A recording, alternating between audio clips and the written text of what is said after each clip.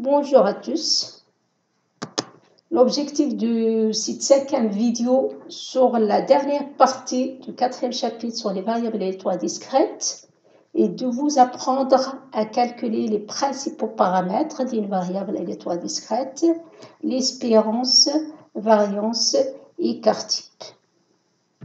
Donc, on suppose qu'on a une variable aléatoire discrète x dont la loi de probabilité est donnée par le tableau suivant. Dans la première ligne de ce tableau, on présente les différentes valeurs possibles de cette variable aléatoire. Et dans la deuxième ligne, on présente les probabilités correspondantes, bien sûr, à chaque valeur possible de cette variable aléatoire x. Donc, par définition, l'espérance mathématique de la variable aléatoire discrète x, notée e de x, c'est la valeur e de x égale à la somme de xi fois la probabilité de x égale à xi, de i égale à 1 jusqu'à n, si on suppose que cette variable aléatoire x a n valeurs possibles, x1, x2 jusqu'à xn.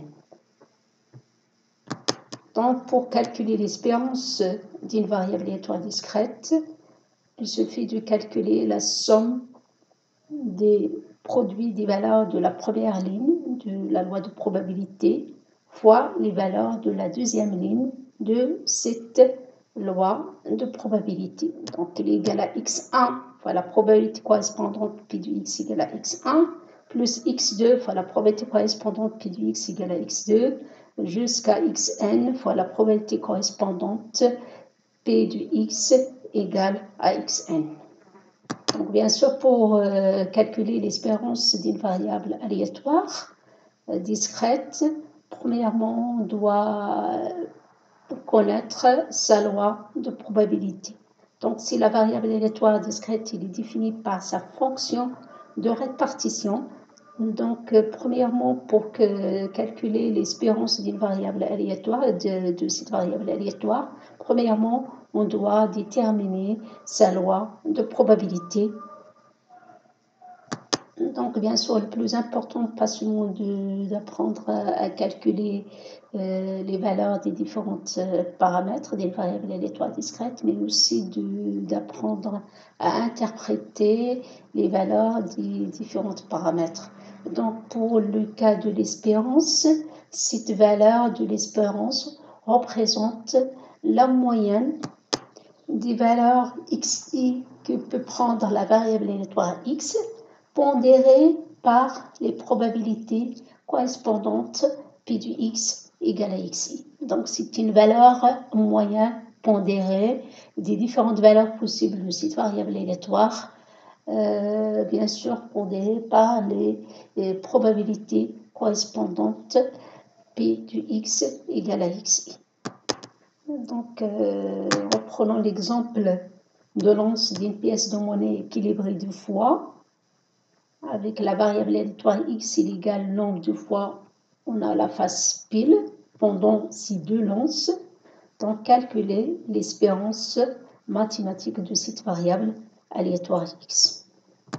Dans la première partie de ce chapitre, sur la loi de probabilité, on a déjà calculé la loi de probabilité de cette variable aléatoire x, présentée bien sûr dans le tableau suivant. Donc, les différentes valeurs possibles de la variable aléatoire x sont 0, 1 et 2. Et la probabilité correspondante à cette première valeur possible est égale à 1 sur 4. À la deuxième valeur possible, 1 est égal à 2 sur 4. Et la probabilité correspondante à x égale à 2 est égale à 1 sur 4. Donc, l'espérance de cette variable aléatoire, elle est égale à quoi? Elle est égale tout simplement à la valeur possible, à la première valeur possible fois la probabilité correspondante à cette valeur possible. Donc, c'est 0 fois 1 sur 4 plus 1 fois 2 sur 4 plus 2 fois 1 sur 4. Donc, finalement, on trouve qu'il est égal à 1. Donc, l'espérance de x, pour cet exemple, elle est égale à 1. Donc ensuite, on passe à vous présenter les différentes propriétés de l'espérance d'une variable aléatoire discrète. Quel que soit A appartient à R, l'espérance de A égale à A, donc l'espérance toujours d'une constante égale à cette constante. Donc dans ce cas-là, la variable aléatoire X égale à cette constante A, donc la seule valeur possible de cette variable aléatoire X, c'est la constante A, et la probabilité que X égale à A égale à 1, donc c'est A fois 1, donc égale à 1. Donc exemple, l'espérance de 3 est égale à 3, donc l'espérance de n'importe quel nombre réel égale à ce nombre réel A. La deuxième propriété, quel que soit A appartient à R, l'espérance d'une variable aléatoire X plus cette constante A égale à l'espérance de X plus la constante A. Donc l'espérance de la variable aléatoire X plus A égale à l'espérance de X plus cette constante A, c'est-à-dire que je peux faire sortir cette constante de l'espérance. Exemple, si l'espérance de X égale à 1, c'est le cas de l'exemple précédent, alors l'espérance de X plus 3 égale à l'espérance de X plus la valeur 3 qui égale à 1 plus 3, donc elle égale à 4. Et l'espérance d'une constante fois une variable aléatoire X égale à cette constante fois l'espérance du X. Quelle que soit cette constante appartient à R. Donc, je peux avoir des constantes positives ou bien négatives. Donc, exemple, pour le même exemple de l'espérance des variables aléatoires X avec l'espérance de X égale à 1, j'ai l'espérance de moins 3 fois X égale à moins 3 fois l'espérance de X, donc égale à moins 3 fois 1 égale à moins 3. Et l'espérance de la somme de deux variables aléatoires est la somme des espérances. Donc l'espérance du X plus Y égale à l'espérance du X plus l'espérance du Y. Donc exemple, si l'espérance du X égale à 1 et l'espérance du Y égale à moins 4, alors l'espérance du X plus Y égale à 1 plus moins 4, donc égale à moins 3. Donc, ensuite, je vous présente la dernière propriété. Si j'ai une fonction continue, alors l'espérance de J du X, de J de la variable aléatoire X, égale à la somme de J de XI, des valeurs possibles de cette variable aléatoire, fois la probabilité de X égale à XI. Exemple, pour calculer l'espérance du X au carré, je peux utiliser cette propriété avec J de X égale à X au carré. Donc l'espérance du X au carré, il est égal à la somme de J de XI, donc avec J de X égale à X au carré, donc J de XI égale à XI au carré, fois la probabilité du X égale à XI. Donc finalement, l'espérance du X au carré est égale à la somme de XI au carré fois la probabilité du X égale à XI. Donc, pour le même exemple, c'est la première valeur possible au carré fois la probabilité correspondante à cette valeur possible, plus la deuxième valeur possible au carré fois la probabilité correspondante à cette valeur possible, qui est égale à 2 sur 4, plus la troisième valeur possible 2 au carré fois la probabilité correspondante à cette valeur possible, qui est égale à 1 sur 4. Donc, finalement, il est égal à 6 sur 4. Donc, ensuite, on passe à définir les autres paramètres. Par définition, la variance d'une variable aléatoire discrète x, notée var du x ou v du x, est définie par l'espérance de la variable aléatoire x moins l'espérance de x tout au carré. Donc, pour calculer l'espérance de cette variable aléatoire, on doit utiliser la dernière propriété de l'espérance. C'est l'espérance de g du x égale à la somme de g du xi fois la probabilité du x égale à xi. Avec g du x, dans ce cas-là, il est égal à x moins la valeur moyenne, l'espérance du x, tout au carré. L'espérance est une constante, c'est une valeur moyenne. Donc, pour calculer l'espérance de x moins cette valeur moyenne tout au carré, on doit utiliser la dernière propriété avec g du x égale à x moins cette valeur moyenne tout au carré. Donc, c'est la somme de g du xi et j du xi dans ce cas-là, il est égal à xi moins l'espérance du x tout au carré fois la probabilité correspondante à cette valeur possible, puis du x égale à xi.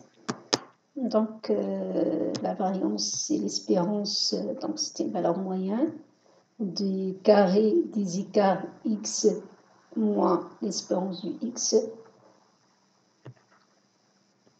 Donc, la variance, tout simplement, d'une variable aléatoire x, c'est la moyenne des carrés des écarts des valeurs possibles xi moins la valeur moyenne espérance du x. Ce paramètre variance mesure bien sûr la dispersion des xi autour de la moyenne des xi. Et le dernier paramètre écart type du x, il est égal à la racine carrée de la variance de cette variable aléatoire x. Pour faciliter les calculs de ce paramètre variance, on utilise souvent la proposition suivante. Variance du x égale à l'espérance du x au carré moins l'espérance du x tout au carré. Donc, c'est l'espérance de la variable aléatoire x au carré moins la valeur de l'espérance au carré, qui est égale à la somme du i égale à 1 jusqu'à n, de xi au carré fois la probabilité que x soit égal à xi, moins la valeur de l'espérance du x tout au carré. Donc, reprenons le même exemple de lance des pièces de monnaie deux fois. Avec x égale le nombre de fois, on a la face pile, donner la variance et l'écart type de cette variable aléatoire x. On connaît déjà la loi de probabilité de cette variable aléatoire x et la valeur de l'espérance du x qui est égale à 1. Alors, la variance du x est égale, en utilisant la proposition précédente, var du x, ou bien v du x, il est égal à l'espérance du x au carré moins l'espérance du x au carré. Et l'espérance du x au carré, c'est le carré des valeurs possibles fois les probabilités correspondantes, la somme des carrés des valeurs possibles de cette variable aléatoire fois les probabilités correspondantes, qui est égale à 0 au carré fois 1 sur 4 plus 1 au carré fois 2 sur 4 plus 2 au carré fois 1 sur 4 moins la valeur de l'espérance au carré qui est égale à 1 au carré. Donc, il est égal à 2 sur 4 qui est égal à 1 sur 2. Et par suite, l'écart type du x est égal à la racine carrée de la variance du x qui est égal à racine carrée de 1 sur 2. Donc, il est égal à 1 sur racine de 2. Et les différentes propriétés de la variance sont les suivantes. Quel que soit A un nombre réel, la variance de A, de cette constante A, bien sûr en utilisant la dernière proposition, égale l'espérance de A au carré moins l'espérance de A tout au carré, l'espérance d'une constante égale à cette constante, moins l'espérance de A si A ensuite au carré, donc il est égal à A au carré moins A au carré égale à 0. Donc toujours la variance d'une constante, elle est toujours égale à 0. De même pour l'écart type d'une constante, c'est la racine carrée de la variance de cette constante qui est égale à la racine carrée de 0, donc il est égal à 0. Exemple, variance de 3 égale à 3. Ensuite, pour la deuxième propriété de la variance, j'ai la variance du x d'une variable aléatoire plus une constante est égale à la variance de cette variable aléatoire, car la variance tout simplement de la constante est égale à 0. Donc de même pour l'écart type du x plus une constante égale à l'écart type du x. Exemple, si la variance du x égale à 1 sur 2, c'est le cas de l'exemple précédent, alors la variance du x plus 3 est égale à combien? Elle est égale tout simplement à la variance de cette variable aléatoire x qui est égale à 1 sur 2. Et la variance d'une constante fois une variable aléatoire x, elle est égale à la constante au carré fois la variance de cette variable aléatoire x. Pour l'écart type d'une constante fois x est égal à la racine carrée de la variance de cette constante fois x. Donc, elle est égale à la racine carrée de a au carré fois la variance de x, qui est égale à la racine carrée de a au carré fois la racine carrée de la variance. Donc, elle est égale à la valeur absolue de a fois l'écart type du x. Donc, exemple, la variance de moins 3x égale à la constante au carré, donc c'est moins 3 au carré fois la variance de x, qui est égale à 9 fois 1 sur 2, donc elle est égale à 9 sur 2. Donc ensuite, la variance de la somme de deux variables aléatoires x et y est égale à la somme des variances du x plus la variance de y, à condition que les deux variables aléatoires, x et y, soient indépendantes. Donc, si je n'ai pas l'indépendance de ces deux variables aléatoires, je ne peux pas exprimer la variance de la somme sous la forme de la somme des variances. Donc, exemple, si la variance de x égale à 1 sur 2, la variance de y égale à 1 sur 4, et x et y sont indépendantes. Donc forcément, je dois avoir cette condition de l'indépendance pour pouvoir exprimer la variance de la somme sous la forme de la somme des variances. Alors, la variance de x plus y égale à la variance de x plus la variance de y, qui est égale, bien sûr, 1 sur 2 plus 1 sur 4, donc égale à 3 sur 4. Il existe deux types de moments, les moments centrés et non centrés. Donc, soit K appartient à une étoile, d'un nombre entier différent de 0. On appelle moment d'ordre K du X la quantité d'espérance du X à la puissance K. Pour calculer cette espérance, on doit utiliser la dernière propriété de l'espérance. C'est l'espérance de g du x égale à la somme de g du xi fois la probabilité du x égale à xi.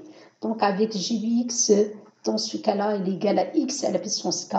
Donc g du xi, si x est à la puissance k, fois la probabilité du x égale à xi. Donc le moment non centré, ou bien tout simplement le moment d'ordre k du x, est égal à l'espérance du x à la puissance k. Et le moment centré d'ordre k du x, c'est l'espérance de la variable centrée à la puissance k. Et la variable centrée, c'est x moins l'espérance du x. Donc, toujours pour le moment centré, je dois soustraire de la variable aléatoire x sa valeur moyenne l'espérance du x.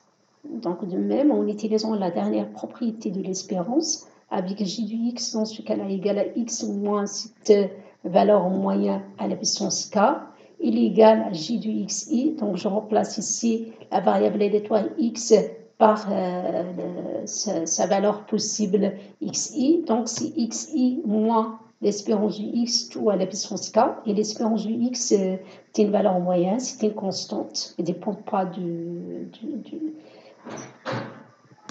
Donc, exemple, le moment d'ordre 2 du x ou bien le moment non centré d'ordre 2 du x, il est égal à combien?